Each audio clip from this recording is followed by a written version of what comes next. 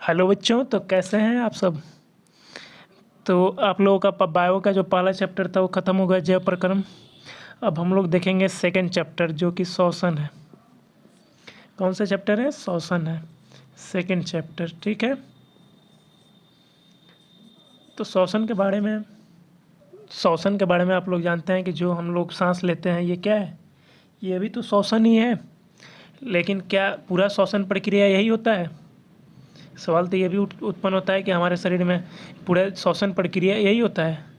जी नहीं, श्वसन प्रक्रिया में हमारे शरीर में ऊर्जा भी मुक्त होते हैं, और हमारे ही शरीर में नहीं, पेड़ पौधे में भी ये क्रम होता है, और सारे जितने भी दुनिया के जीव जंतु हैं ये सभी में ये चीज़ होता है।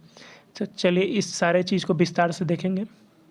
देखिए, तो पूरा श्वसन प्रक्रिया होता है क्या है? जो हम लोग ऑक्सीजन लेते हैं, हमारे शरीर में ऑक्सीजन जाता है, तो हमारा शरीर क्या करता है? ऊर्जा मुक्त करता है। कैसे? देखिए, जो भोज्य पदार्थ से ऊर्जा उत्पादन भोजन अणुओं के ऑक्सीजन के द्वारा होता है। जैसे हम लोग ऑक्सीजन लेते हैं तो हमारे शरीर में होता है क्या कि ऑक्सीजन लेने के बाद में सारे अभिक्रिया हो। आप लोग ये चीज़ 7th में पढ़े होंगे। तो हमारा शरीर क्या करता है?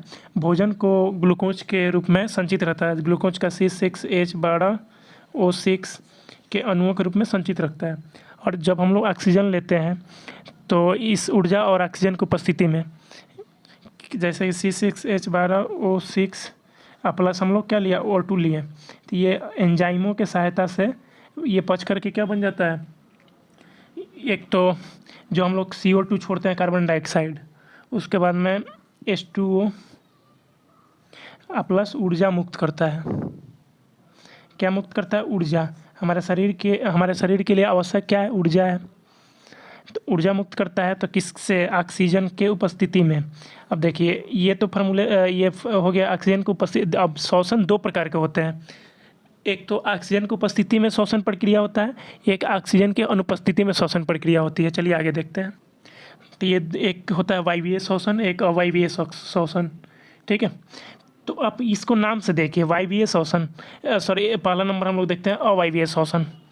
तो अ का अर्थ और वायवीय, अ मतलब जहाँ वायु न हो, तो जहाँ वायु न होगा उसे क्या बोलेंगे? उस श्वसन को अवायवीय श्वसन।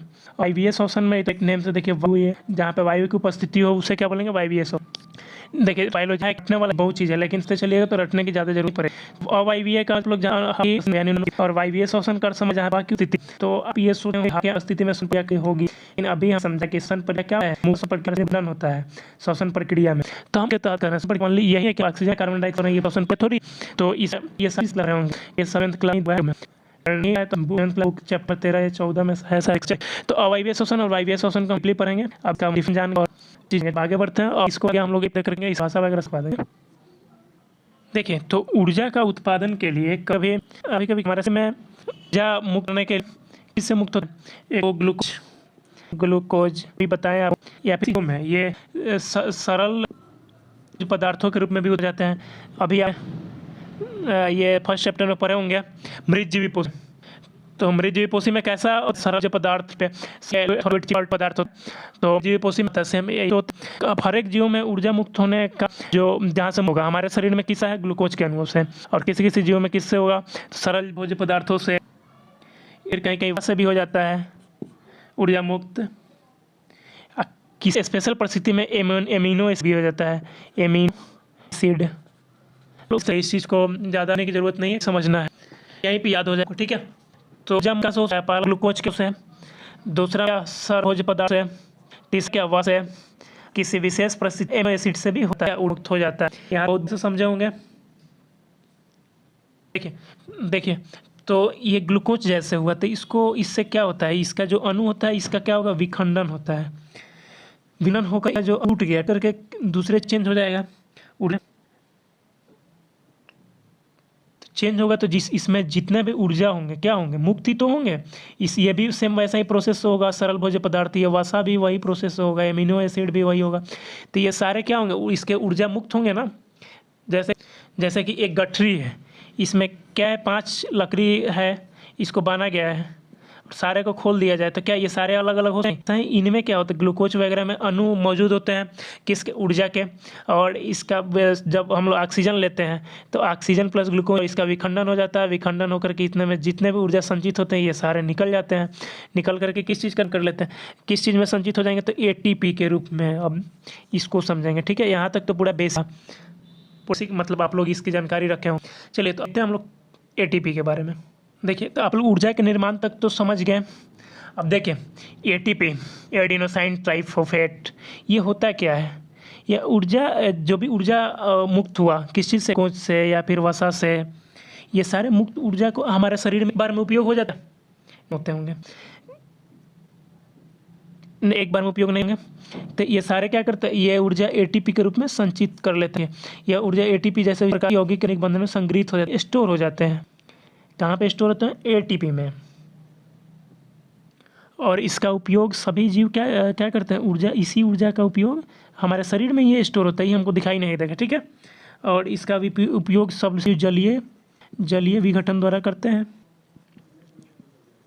जलीय विघटन द्वारा इस ऊर्जा का उपयोग सब लोग करते हैं, सभी जीव।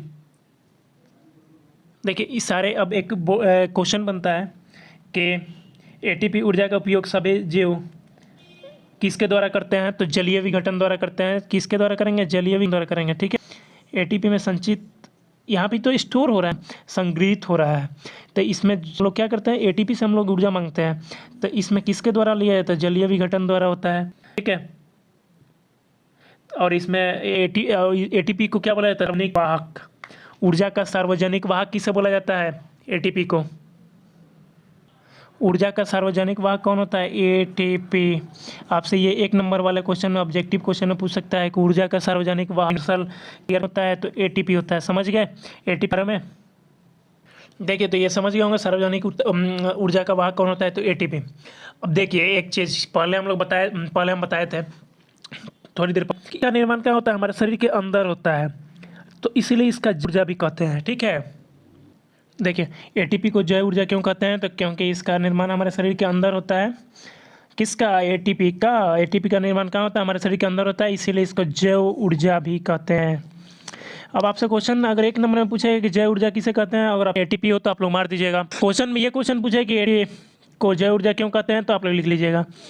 अगर ये भी पूछे कि जैव ऊर्जा होता है तो ये भी यहाँ से ATP शरीर के अंदर होता है, जैव ऊर्जा।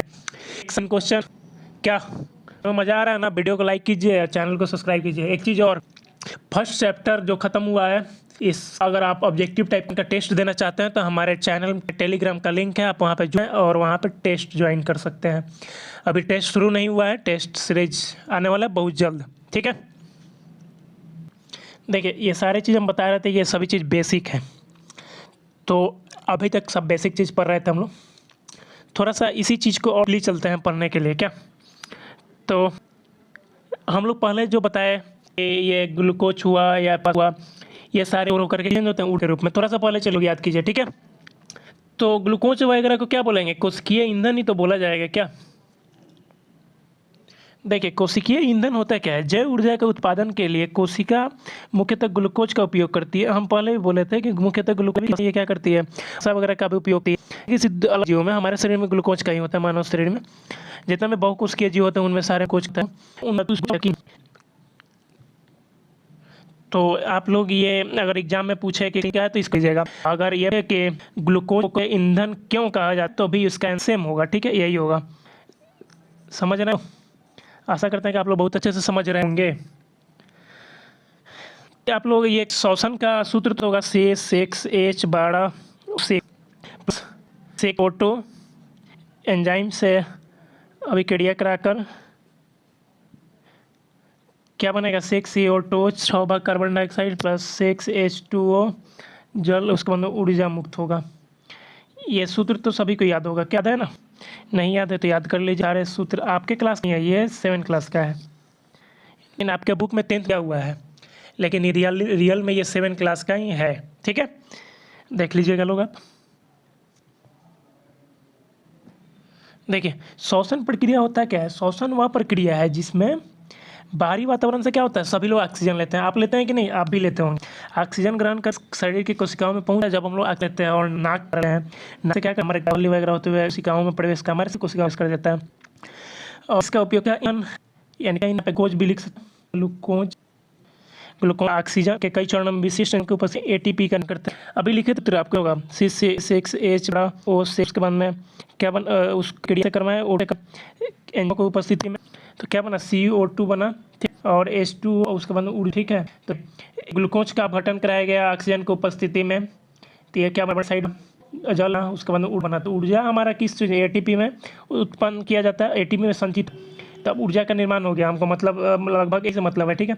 और उसके बाद कार्बन डाइऑक्साइड जो होता है हमारे शरीर से बाहर निकाल दिया जाता है। फिर जैसे हम लोग ऑक्सीजन लेते हैं वैसे ठीक उसी प्रक्रिया द्वारा कार्बन डाइऑक्साइड हमारे शरीर से बाहर निकाल दिया जाता है। तो आप लोग ये समझे कि ये जो ऑक्सीजन का परिभाषा दिया जा सकता है, तो आप इसको लिख सकते हैं चाहे तो, या लिख लीजिए, ठीक है।